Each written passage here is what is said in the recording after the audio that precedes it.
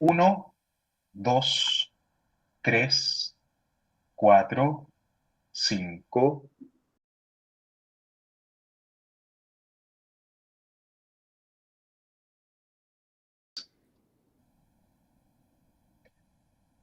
Muy buenos días a todas las personas que nos acompañan durante esta mañana a través de esta transmisión por YouTube, a través del canal de YouTube 2 de 3, nuestro instituto, en donde vamos a presentar los resultados consignados en el informe que mide los impactos de la industria salmonera en Chile en el ejercicio, en el goce. Muy buenos días y en el a todas las personas que nos acompañan durante esta mañana a través de esta transmisión. En primer lugar, saludar a quienes van a usar la palabra en esta oportunidad, el director del Instituto Nacional de Derechos Humanos, el señor Sergio Mico, la señora Túlica Banzal del Instituto Danés de Derechos Humanos y a nuestro consejero Jerko Ljubetich.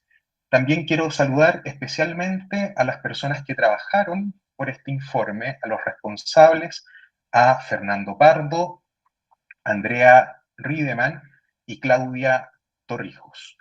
Bueno, sin más, señor director, le cedo la palabra. Adelante, por favor.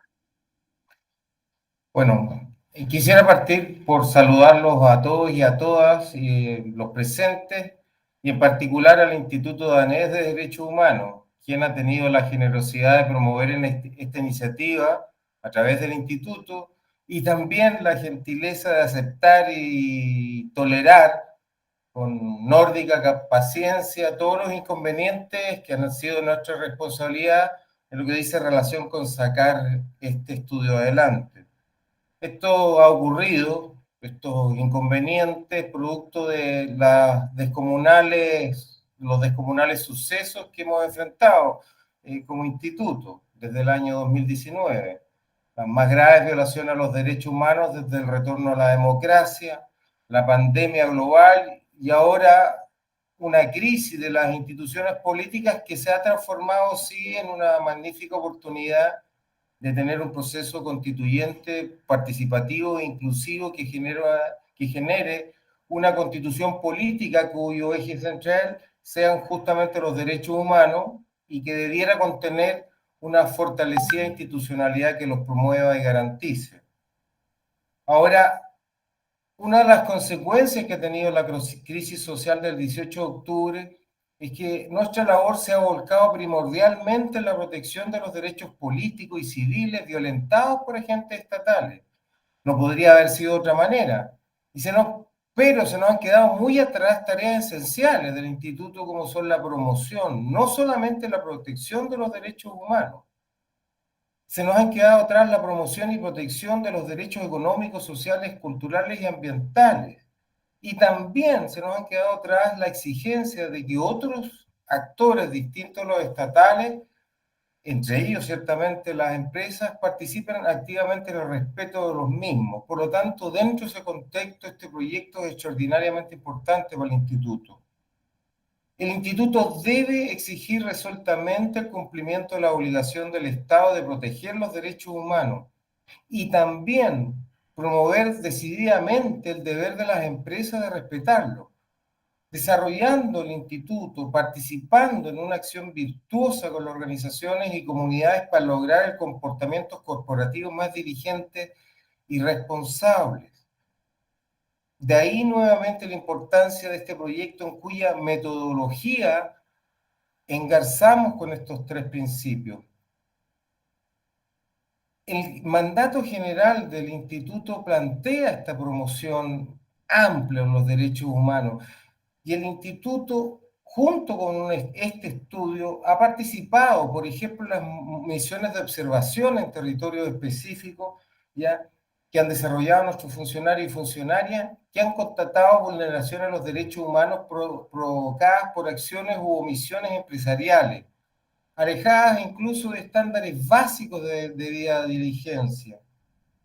En este sentido, es bueno recordar la misión de observación desarrollada en el sector de Quinteros Puchuncaví, en la región de Valparaíso, durante septiembre del 2018, que es una verdadera zona de sacrificio afectada por la inusitada contaminación provocada por las empresas, incluso de naturaleza estatal, y que están presentes en esta zona y cuyos efectos han afectado diversos derechos de las personas que habitan, cuestión que también ha sido reconocida por los tribunales de justicia. Entonces, nuevamente, en este empeño del esfuerzo que estamos haciendo con el Instituto Danés, hay todo un trabajo realizado por el instituto. También quiero señalar la importancia que tiene nuestro mapa de conflictos socioambientales, donde hay una plataforma Han virtual afectado diversos derechos a las personas. que venimos desarrollando el 2012, y donde van a encontrar un catastro de las disputas entre distintos actores que se han manifestado en la opinión pública, y estas disputas han consistido en si hay o no afectaciones justamente de derechos humanos. Simplemente dos datos. Este mapa alberga hoy día 127 casos, ¿ya? Y en un 35% de ellos, estos conflictos se han producido en territorio indígena, 35%, y un 44% se comprometen distintos derechos humanos, apuntan el derecho al agua. Por lo tanto, esta es una problemática que va mucho más allá de la industria salmonera y que impacta profundamente en el desarrollo, es decir, en la democracia, en el bienestar material, en la cohesión sociocultural y, por cierto, en la sustentabilidad. Como quiero ir concluyendo, a pesar de los avances alcanzados en el cumplimiento de normas nacionales e internacionales en materia de protección del derecho a vivir en un medio ambiente libre de contaminación, en los derechos laborales, en los derechos de los pueblos indígenas, son múltiples los desafíos, las tareas pendientes, y que el instituto va a seguir abordando y promoviendo, en particular con respecto a empresas y derechos humanos. De ahí la importancia de este evento, que releva la centralidad de este empeño, especialmente en un contexto de discusión de un texto constitucional que es la norma fundante de un nuevo pacto político, socioeconómico, cultural, que supone además una renovada relación con la coalición de seres vivos de la cual es parte la humanidad entera. De ahí el agradecimiento del instituto al equipo que hizo este estudio, ya al esfuerzo realizado con distintos actores sociales, y también ser parte, agradecer de este proyecto que es global, porque lo que describe este proyecto en territorio chileno es ciertamente parte de un desafío global. Muchísimas gracias. Gracias a usted, director, por darnos este marco general sobre empresas y derechos humanos y también la actividad que realiza el instituto en ese sentido. Ese es un importante componente, ¿cierto?, que informa la actividad, los resultados que hoy estamos presentando respecto a los impactos de la industria salmonera en Chile respecto a los derechos humanos. Ahora quiero dar la palabra a mi colega del Instituto Danés de Derechos Humanos, la señora Túlica Bansal, que ya de manera más específica nos va a comentar algunos aspectos introductorios del proyecto Océanos Sostenibles y también la metodología que se utilizó para la realización de este estudio de impacto sectorial empleada en el informe. Túlica, adelante, por favor. Gracias, Sebastián, y gracias, señor director. Hola a todos y todas. Como Sebastián mencionó, mi nombre es Túlica Bansal y trabajo en el Instituto Danés de Derechos Humanos. Es un gusto estar aquí para presentar nuestro proyecto y la metodología de esta evaluación de impactos en los derechos humanos, que era una colaboración entre el INH y el Instituto Danés de Derechos Humanos. Primero quiero agradecer a todo el equipo con quien he colaborado en este esfuerzo, que era Fernando Pardo, Andrea Riedemann y Claudio Torrijos, quien han hecho el trabajo en terreno hace 2 años. Hoy en esta conferencia de prensa quiero compartir sobre el proyecto global Océanos Sostenibles, que es un proyecto de 5 años que fue financiado por la Agencia Sueca de Cooperación para el Desarrollo Internacional. Es un proyecto global con actividades en diferentes países, no solo en Chile. Por ejemplo, en Bangladesh hemos evaluado los impactos en los derechos humanos en la pesca de pequeña escala.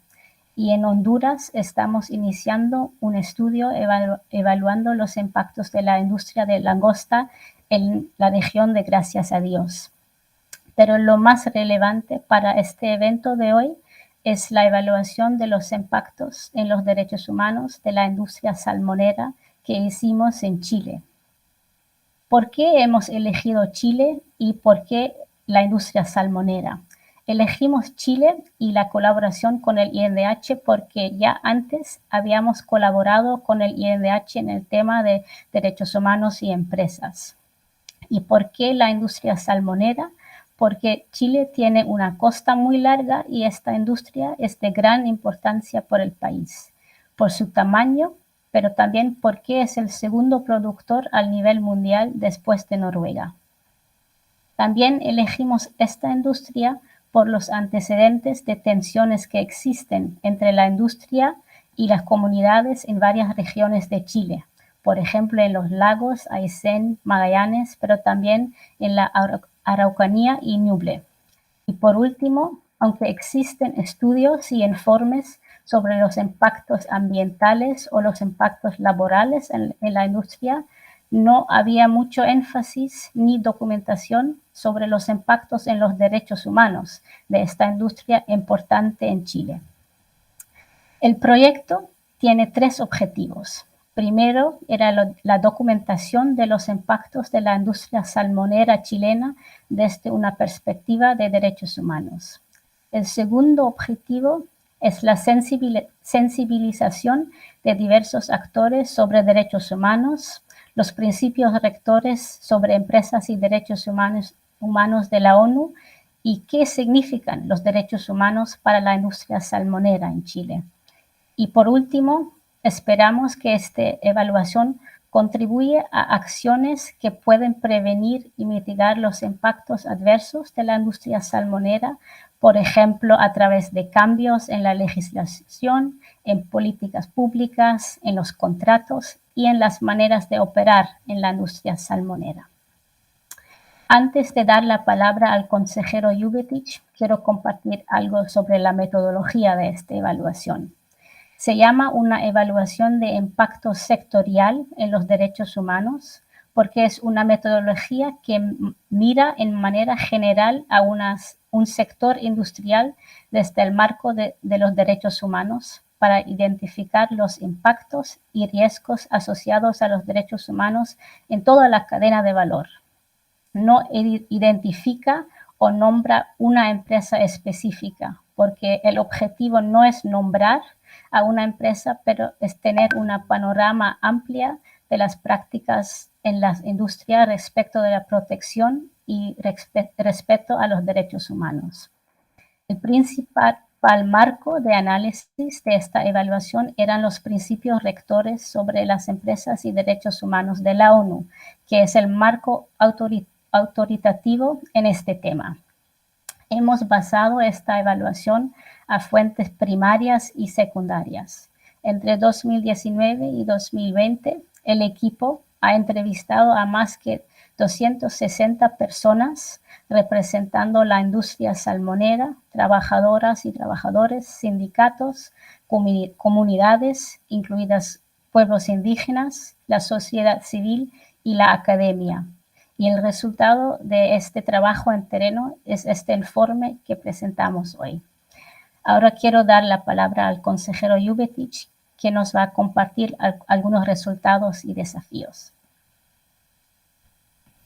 Muchas gracias, Túlica, por tu intervención, por explicar estos aspectos introductorios, la certificación, la metodología empleada en este informe. Ahora el consejero, como decía Túlica, nos va a presentar los principales aspectos que están destacados y consignados en este informe. También a la audiencia que nos sigue a través de YouTube, a los medios de prensa, Les recuerdo poder formular algunas preguntas a través del chat que está habilitado en el mismo canal. También dentro de un momento voy a compartir con ustedes el link de acceso al informe, que desde luego también va a estar permanentemente en nuestra página web. Adelante, consejero, por favor. Muy bien, buenos días a todas y todos.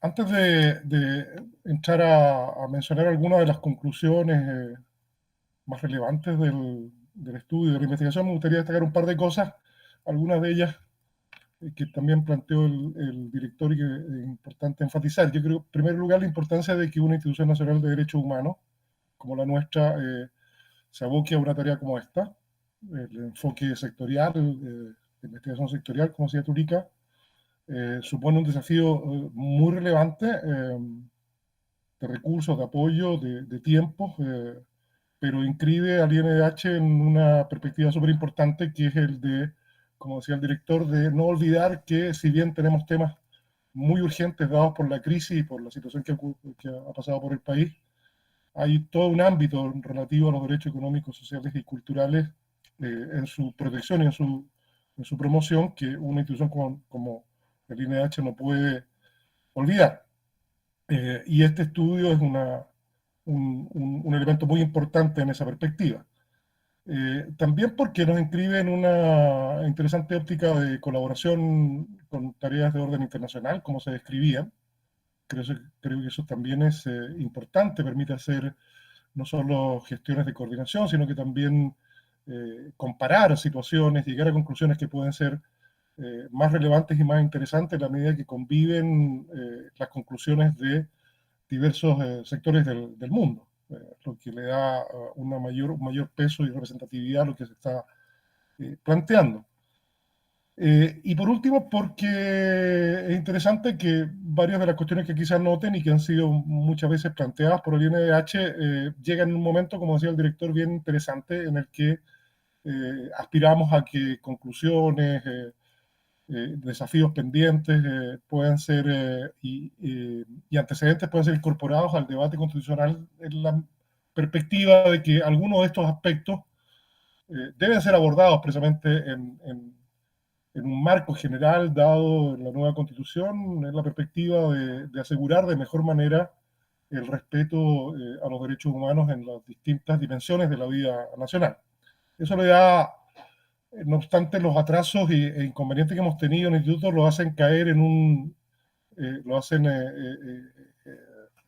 nacer en un momento particularmente interesante desde el punto de vista de los efectos y los alcances de sus contenidos. También yo creo que es importante destacar la importancia del enfoque de los derechos humanos en general para el análisis de las situaciones sectoriales, nacionales, el análisis de políticas públicas, el análisis de los distintos actores involucrados en determinados sectores de actividad.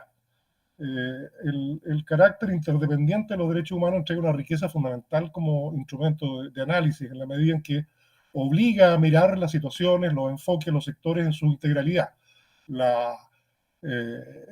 Amagar el ejercicio y goce pleno de ciertos derechos también se liga con la afectación de otros derechos que pueden estar conectados. Y este carácter interdependiente es extremadamente valioso de aportar en cualquier alternativa de análisis sectorial, de políticas públicas, como digo, o de actuaciones de los distintos actores en sectores importantes de la vida nacional, en este caso como es para nuestra economía, para nuestra industria, el tema de la actividad salmonera. Eso permite el enfoque de derecho humano permite sacar conclusiones que tengan consistencia y que son integrales desde el punto de vista de su mirada. Y en el caso de este estudio, ese enfoque se plasma en, como decía Tánica, en la metodología basada en los principios rectores de Naciones Unidas sobre derechos humanos y empresas, que como todos sabemos tienen que ver generalmente con la obligación del Estado de proteger los derechos, de las empresas de respetarlos y de todos estos sectores de concurrir a formas de reparación en la medida en que se produzcan afectación a derechos en virtud de la actividad empresarial. Esos ejes son los que sostuvieron la mirada que informa este análisis. y al INH naturalmente le importa mucho el que sean ampliamente conocidos, divulgados y aplicados en la vida nacional, en el análisis de las consecuencias, de los efectos de las actividades productivas. En ese sentido, es importante decir que este análisis desde el punto de vista de los derechos humanos no persigue la proscripción o necesariamente que no se hagan determinadas actividades económicas, sino que el que esas actividades presten un servicio efectivo al país en la medida en que se desenvuelvan con pleno respeto a los derechos humanos de todos los sectores y personas involucrados en los efectos de esa actividad económica. En ese sentido, la mirada de derechos humanos también contribuye a una forma de entender el desarrollo del país, no solo desde el punto de vista del crecimiento económico per se, sino que desde el punto de vista de que esta actividad económica implique beneficios no solo desde el punto de vista de su productividad, rentabilidad, sino que se desenvuelva generando contextos respetuosos de los derechos humanos de las comunidades, las personas, los entornos donde la actividad empresarial se desarrolla. Y en ese sentido es, como digo, estamos convencidos que es un elemento muy relevante a considerar en cualquier perspectiva y proyecto de desarrollo del país. Dicho eso, brevemente voy a dar cuenta de algunos de los elementos que constituyen quizás de las conclusiones más importantes de los aspectos abordados por el estudio. Bueno, en primer lugar, bueno, como decía Tánica, esto es un enfoque sectorial, saca conclusiones generales a partir de una abundante recopilación de datos, testimonios y miradas in situ de la situación. Y de allí concluye ciertos aspectos generales que se presentan frecuentemente en toda la actividad.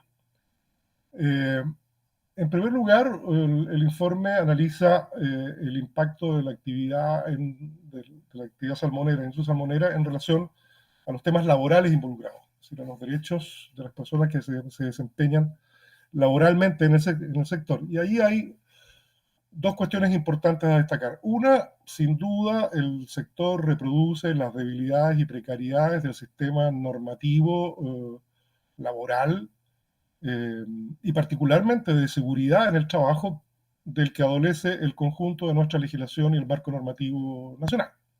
Es decir, los problemas que encontramos en la industria salmonera están presentes y en algunos casos se agudizan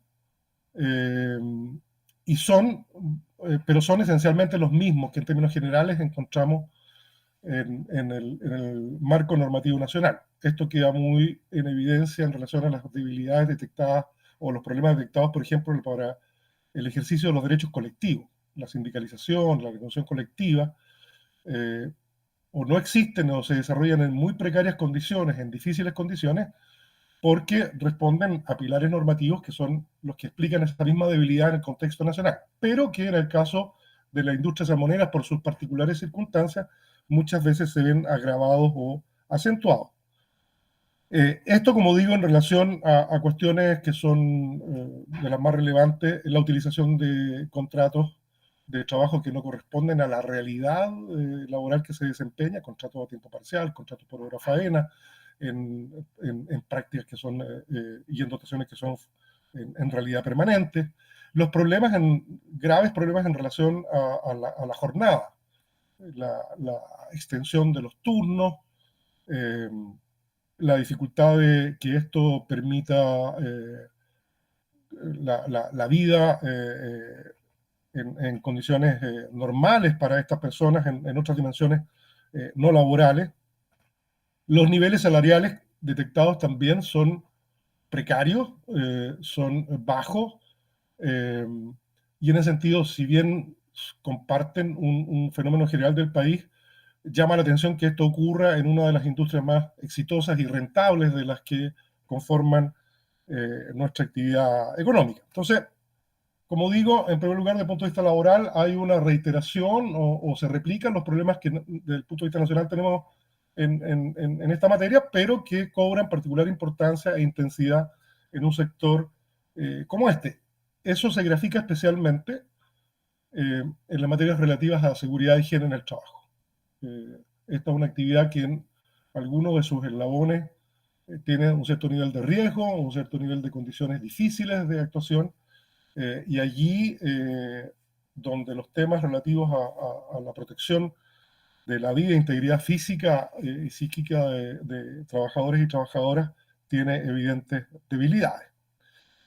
Y por otro lado, la industria agrega algunos problemas que se destacan como particularmente presentes y en ese sentido son más específicos o lo caracterizan respecto al contexto nacional, en el cual se dan, pero aquí, como decía, se dan especialmente. Se constata una situación gravosa desde el punto de vista de la discriminación de género y otras formas de discriminación en general. Hay un problema que se presenta también con los trabajadores migrantes que llegan al sector, pero particularmente con la falta de condiciones adecuadas para el respeto del goce para el goce efectivo de los derechos de las mujeres que trabajan en el sector, aquellos vinculados a la protección de la maternidad, por ejemplo. Son cuestiones que se presentan con especial frecuencia. Y lo mismo formas de discriminación que afectan a las mujeres en el sentido de la dificultad de acceso a mejores sueldos, a sueldos en igualdad de condiciones respecto a los trabajadores hombres, y para qué decir el acceso a categorías superiores a jerarquías superiores dentro de la organización interna de las empresas. Entonces, desde el punto de vista laboral, el estudio presenta, por una parte, la réplica, como digo, de los problemas que en general tenemos como país en esta materia, pero por otra, intensifica esos problemas generales, pero por otra parte agrega particularidades especialmente complejas en esta materia como las que se han mencionado. En segundo lugar, el capítulo dedicado a los temas relativos a la afectación del medio ambiente y los derechos vinculados a esta materia. Bueno, surgen temas que ya son ampliamente conocidos por la opinión pública en relación a esta actividad. Una afectación al derecho a vivir en un medio ambiente libre de contaminación, que es evidente en el caso de las industrias pesqueras. Se citan todas las situaciones relativas, por ejemplo, a la utilización de bioquímicos y de antibióticos asociados a la industria, la existencia de residuos industriales derivados de la industria que se sitúan en aguas anteriormente no contaminadas, afectando gravemente los entornos ambientales, particularmente de las comunidades que viven en el sector. En los temas de contaminación por la actividad de la industria salmonera aparecen muy ligados también a un otro tema que se detecta en un capítulo específico relativo a los problemas de transparencia de la información, es decir, del acceso de la opinión pública, y no solo de la opinión pública, sino que de los servicios públicos involucrados, a la información que permita prevenir o sancionar todas estas situaciones que terminan convirtiéndose en afectación grave al entorno y particularmente al medio ambiente.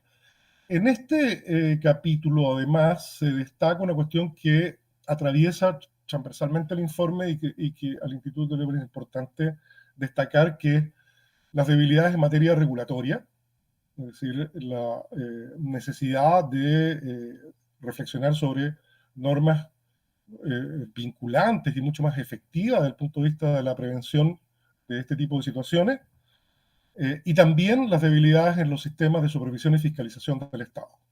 Porque en otras situaciones en las que la norma puede ser razonable, el problema está dado en que hay dificultades y debilidades del Estado en controlar y supervisar el efectivo cumplimiento de esas normas. Esto empieza a aparecer, diría yo, es una constante que se da en el conjunto de las áreas temáticas que aborda el informe, y es muy importante destacarlo, y empieza a surgir con mucha fuerza ya en el ámbito de los efectos de la industria salmonera en relación al medio ambiente. Relacionado con esto también hay una preocupación especial por el efecto de la actividad en torno a las comunidades locales, y yo diría que estas se dan en una síntesis en dos planos muy relevantes. Por una parte, hay una afectación concreta y objetiva del entorno, como decíamos, por ejemplo, industrias instaladas en lugares que eran de libre acceso para las comunidades, que no solo dejan de ser de libre acceso, sino que en función de las situaciones de contaminación dejan de estar disponibles para esas comunidades, para las cuales estos sectores son relevantes en su desarrollo. Pero también hay una afectación de un punto de vista más subjetivo, por decirlo de algún modo, que es la actividad relacional de las empresas con sus entornos, por ejemplo, su relacionamiento con las comunidades, muchas veces genera divisiones y problemas culturales importantes en esas comunidades.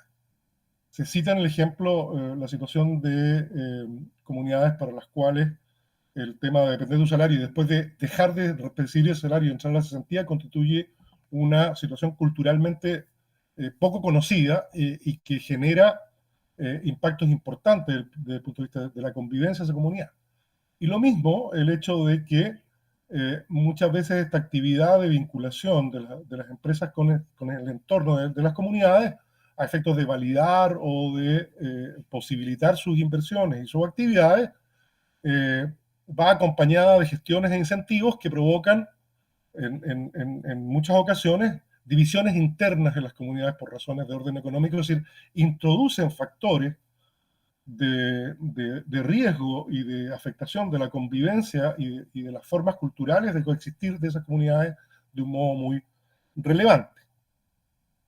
Que también se presentan con mucha mayor intensidad, de acuerdo al informe, en lo relativo a las comunidades indígenas, que como ustedes saben, muchas de ellas están en los entornos de esta actividad.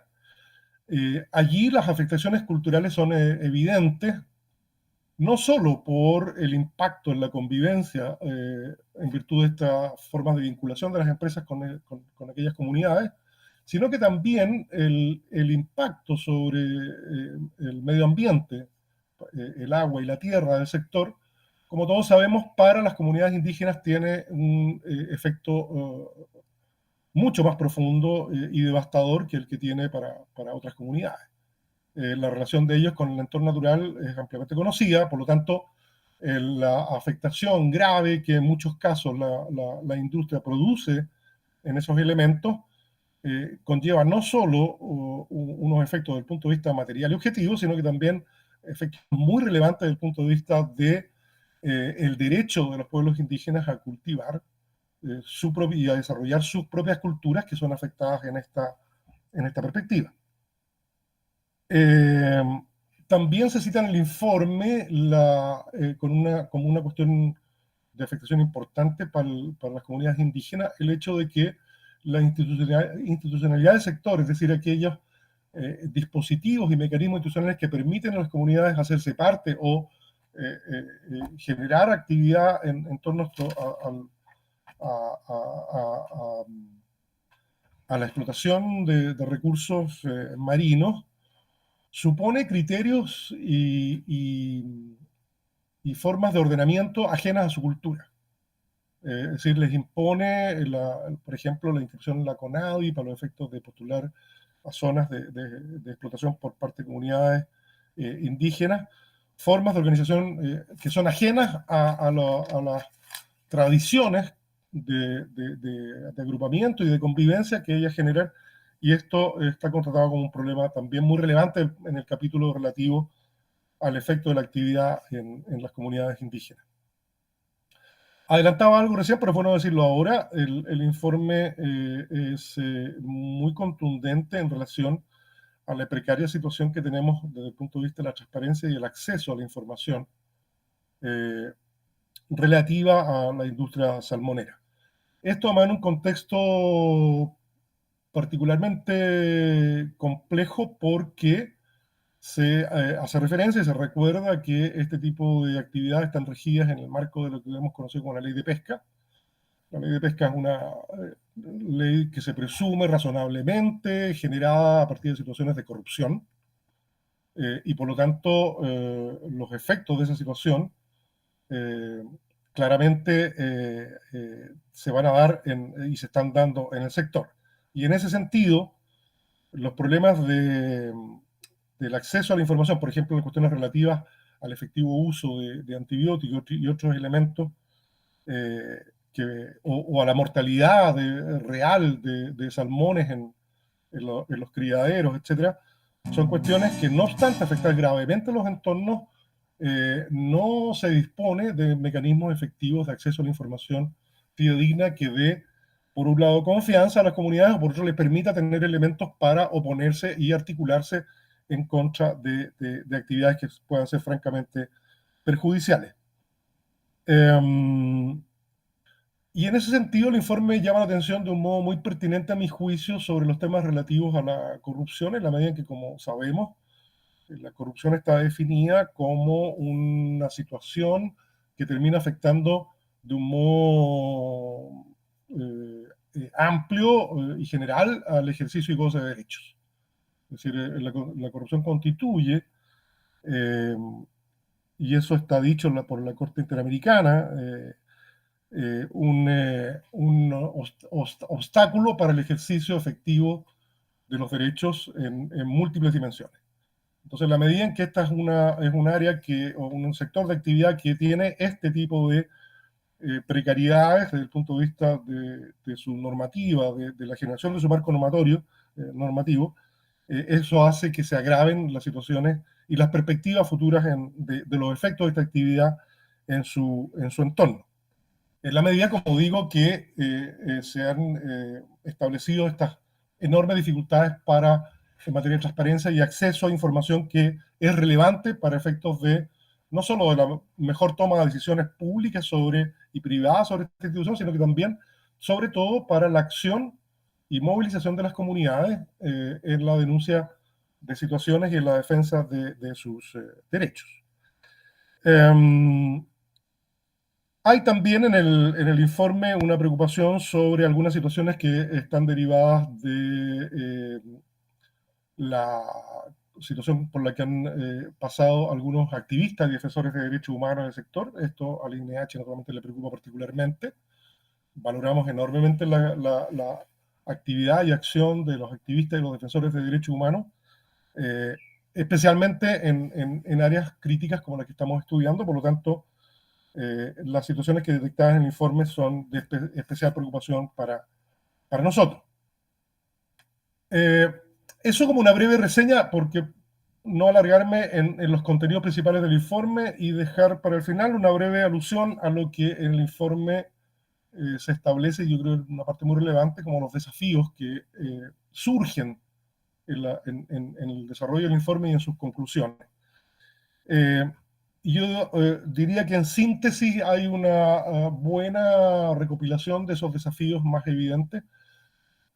Unos, en primer lugar, tienen que ver con una dimensión internacional, en la medida en que no solo es positivo que las instituciones nacionales de derechos humanos se articulen en sus trabajos en estos asuntos, sino que hay una clara convicción y comprensión de que muchas de estas cuestiones no tienen solución en la medida en que no haya una acción internacional concertada de las organizaciones internacionales, de las entidades sectoriales, de las propias empresas transnacionales, en toda la cadena productiva, desde aquellas de inversión y financiera hasta las que ejecutan los trabajos, en las que se desarrolle la plena conciencia acerca de la obligación y necesidad de respetar los derechos humanos. Entonces, hay un conjunto de desafíos que hay que abordar más allá de nuestras fronteras, porque solo en esa medida va a ser posible una solución efectiva a los problemas que localmente se plantean.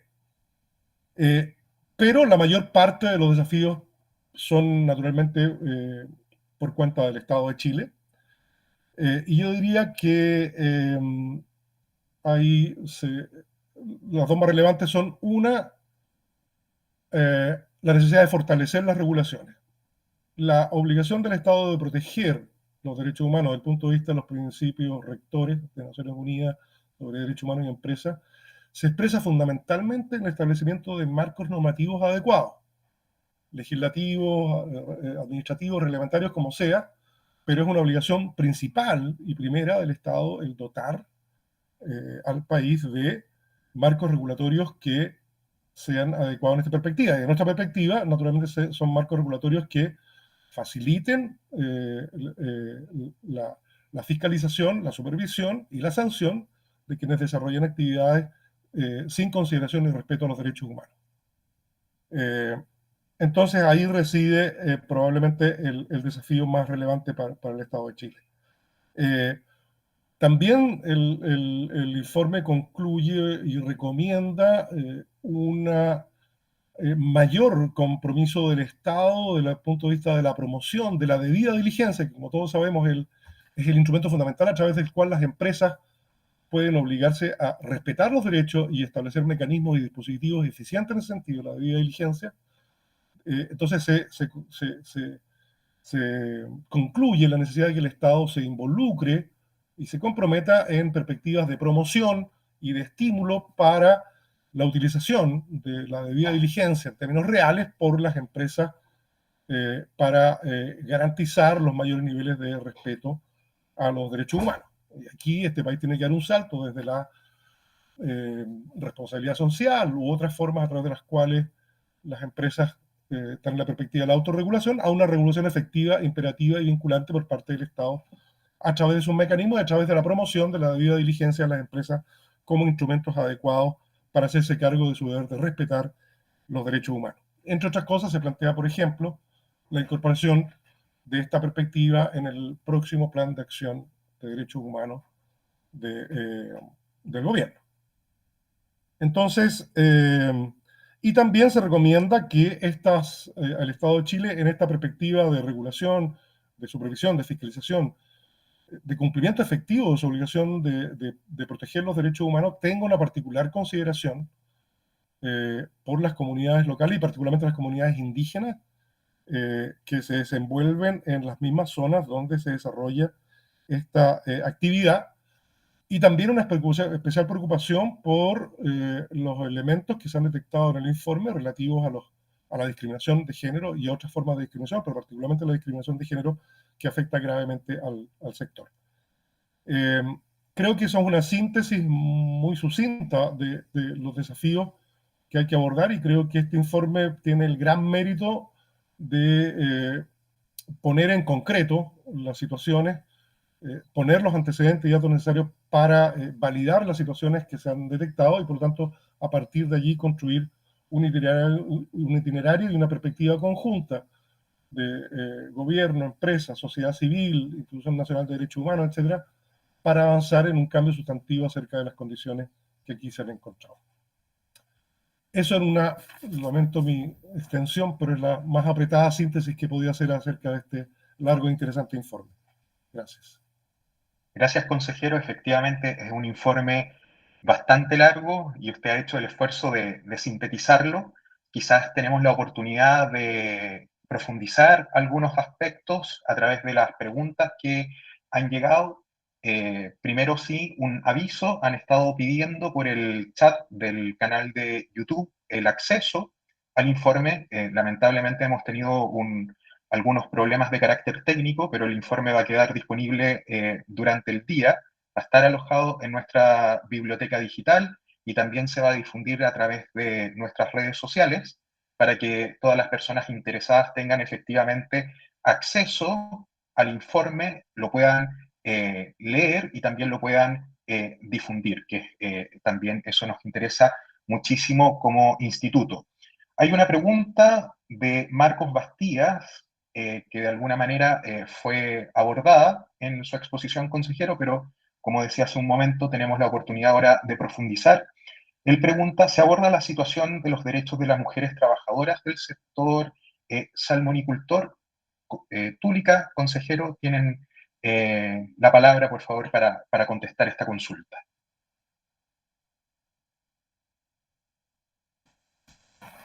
Sí, bueno, en el tema de derechos de las mujeres, lo que hemos encontrado es que en algunas empresas salmoneras las mujeres no pueden ir al baño cuando quieran y también regulan cuánto tiempo pasan en el baño y eso puede causar enfermedades. También hemos visto que en algunas empresas salmoneras faltan mecanismos y procesos para las mujeres que están embarazadas, por ejemplo, cuando quieren ir al médico durante el embarazo. Este tiempo está deducted, no sé cómo se dice. Eso es como hora laboral y no pueden tomar una hora libre para ir al médico. Y también mencionaron que fuera del trabajo, cuando las mujeres que trabajan en las plantas de proceso, yendo y volviendo del trabajo, hay riesgos porque trabajan en turnos nocturnos también y hay riesgo de acoso sexual fuera en las calles. Y también las mujeres mencionaron la discriminación, la dificultad de promoción en el trabajo, ir a un cargo, un puesto más senior en las plantas de proceso. Y por último mencionaron la dificultad de combinar el trabajo y la vida familiar. Gracias, Túlica. No sé si el consejero quiere agregar algo. No, yo diría que ahí claramente uno podría decir eso, una descripción de lo que ocurre en la generalidad probablemente de la actividad económica chilena, pero es importante destacar que en ese sector tiene especiales consecuencias, digamos, desde el punto de vista de cómo se desenvuelve esa actividad, el trabajo en las plantas, donde están fundamentalmente las mujeres.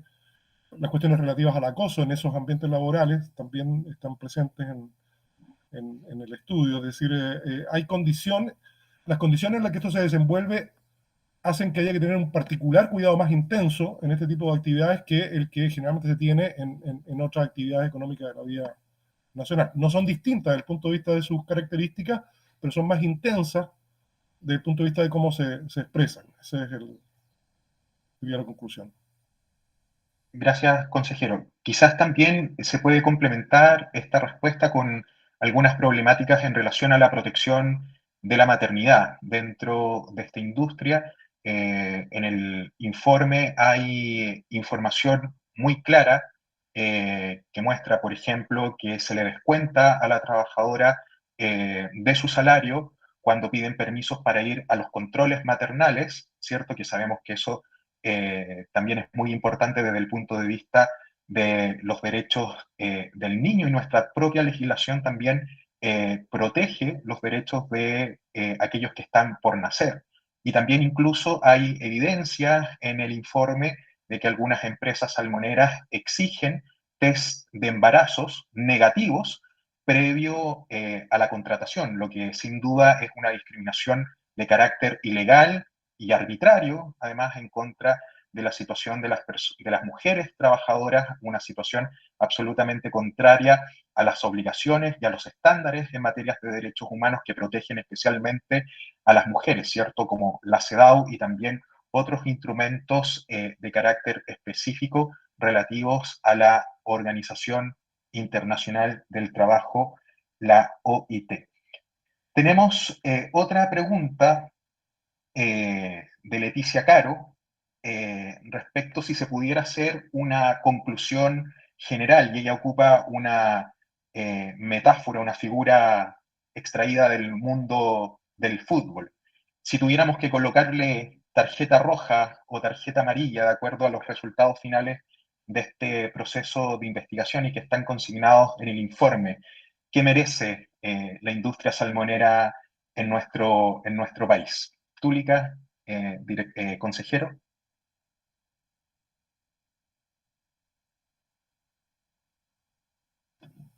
A ver, es que yo diría, aquí a mi juicio, se trasunta como problema estructural un problema compartido por una parte por el Estado y por otra parte por las empresas que se desenvuelven en el sector.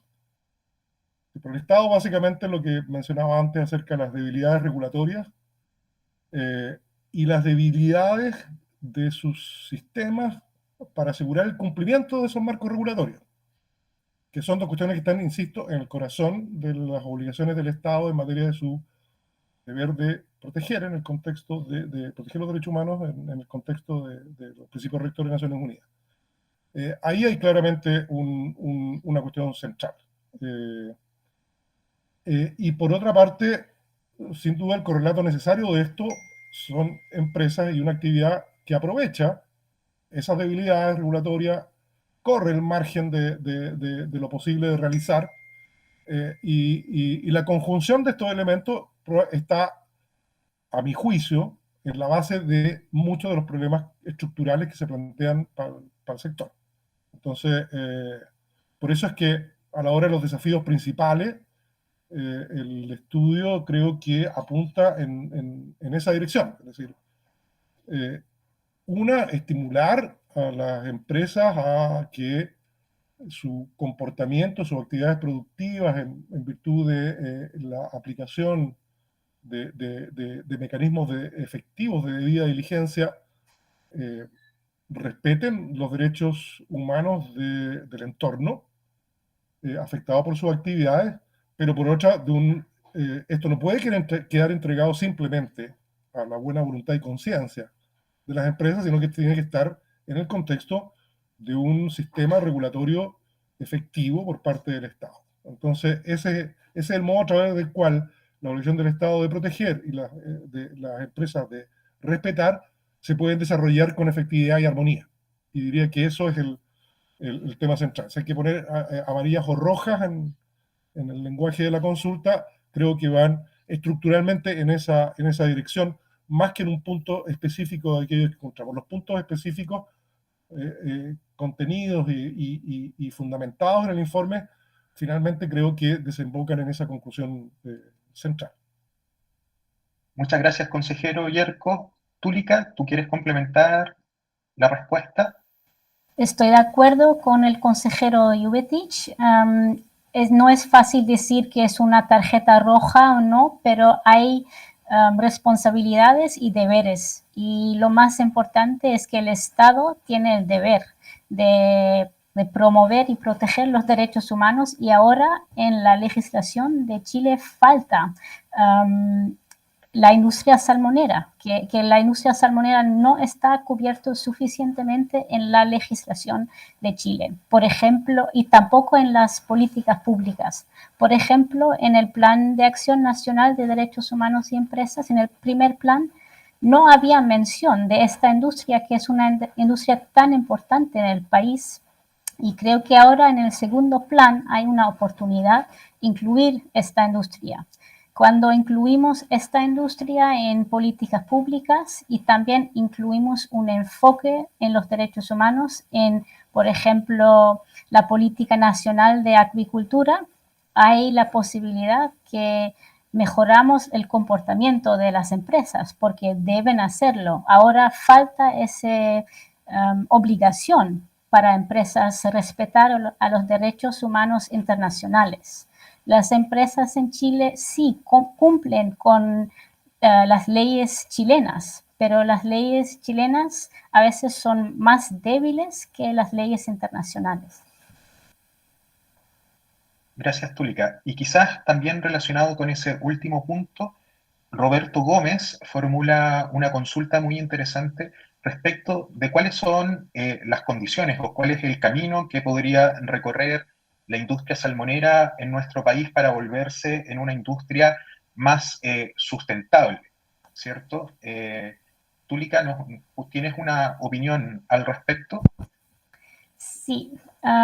Bueno, primero creo que las empresas salmoneras en Chile deben estudiar y entender cuáles son los derechos humanos para ellos, porque durante esta evaluación lo que vimos es que algunas empresas salmoneras aún no saben qué significa el tema de derechos humanos. Hablan de responsabilidad social empresarial, hablan de becas, hablan de eventos de deporte, y hablan de respeto para la ley nacional, pero eso no es suficiente.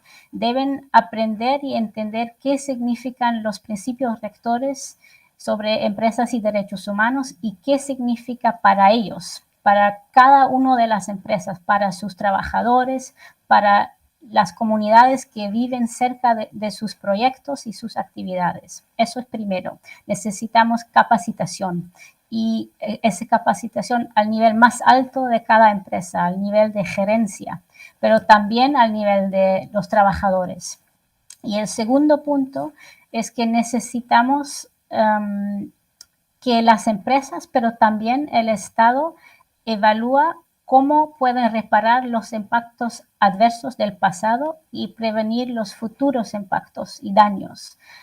Y en este contexto quiero dar un ejemplo. Por ejemplo, hay muchos impactos en territorios indígenas y es importante, por ejemplo, mejorar los procesos de consulta pública y realmente practicar el consentimiento libre, previo y informado antes de que las empresas llegan a un nuevo territorio. Lo que vemos ahora es eso no ocurre.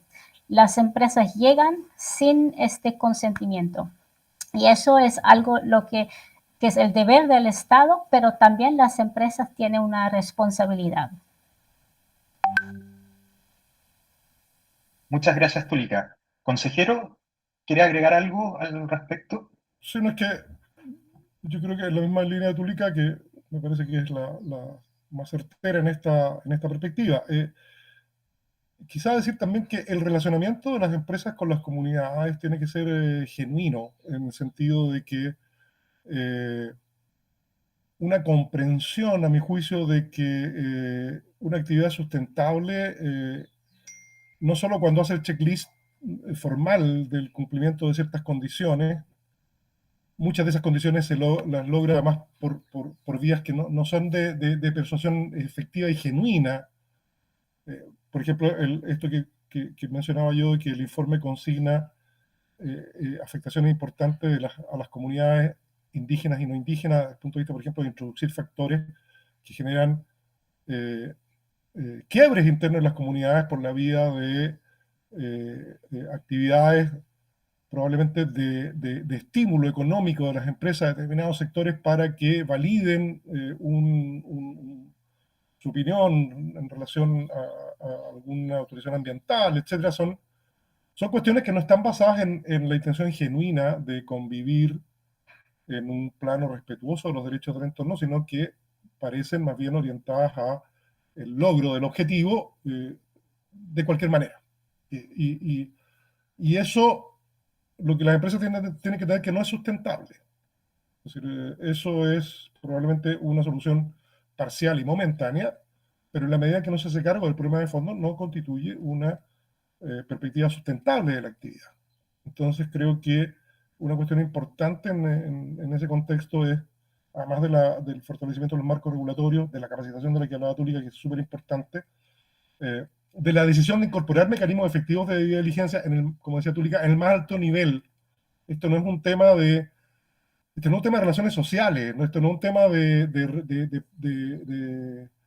reputacional de la empresa, sino que es una cuestión concreta, profunda y de verdad, que tiene que asumirse con mucho conocimiento y con mucha voluntad de cumplir por parte de las empresas. Entonces, yo creo que en ese vinculamiento, en esas tareas de vinculación entre empresas y comunidades, hay unos déficits enormes que las empresas tienen necesariamente que corregir y que el Estado tiene que cautelar. En el informe se hace mención acerca de la debilidad en materia de las autorizaciones ambientales, cuando constituyen simplemente declaraciones de impacto ambiental y no estudios. Cómo juega y no juega la participación ciudadana en esas autorizaciones. En el caso de las comunidades indígenas, cómo no se reconoce el carácter vinculante de sus definiciones sobre esta materia. Entonces, hay un conjunto de cuestiones allí a abordar y las empresas tienen que cumplir un rol muy destacado en ese sentido, pero insisto, esto no puede ir entregado a la buena voluntad y conciencia de las empresas, tiene que ir en un contexto normativo, regulatorio y de fiscalización robustas y eficientes por parte del Estado. Muchas gracias, consejero. Ya vamos a ir cerrando con una última Pregunta Walter Mancilla, pregunta cuál fue en qué momento, entre qué años se hizo este estudio también, y pregunta si podrían comentar a cuántas empresas de la industria salmonera se consideraron para poder generar este informe y si solamente se concentra este estudio de impacto sectorial en las plantas de proceso. Túlica, tú tienes más antecedentes al respecto. Sí, el estudio tendría lugar entre 2019 y 2020. Terminamos las entrevistas con las personas en terreno en febrero o marzo 2020 y luego hicimos un par de entrevistas virtuales por el tema de la pandemia. Y después hemos pasado el resto del año para escribir el informe y publicarlo. Y no me acuerdo exactamente cuántas empresas hemos entrevistado, pero en el informe hay una tabla en la metodología, que es un anexo en el informe, donde está descrito todos los entrevistados, incluso cuántas empresas. ¿Y cuál era la tercera pregunta? Sí, ¿qué tipo de planta fue en donde se concentró la actividad? No solo eran plantas de proceso, pero también centros de cultivos y también el primer parte de la cadena de valor, que era la parte en el agua dulce. Perfecto. Muchas gracias, Túlica. Bueno, yo creo que podríamos dejar la actividad hasta acá. Sin duda, este es un tema muy relevante que tiene muchas aristas. Vamos a seguir trabajando en la difusión de este informe. Con toda seguridad vamos a organizar más actividades como estas, en donde podríamos ir tratando, ¿cierto?, en mayor profundidad los aspectos, los resultados más relevantes de este estudio de impacto sectorial de la empresa salmonera en Chile respecto de los derechos humanos.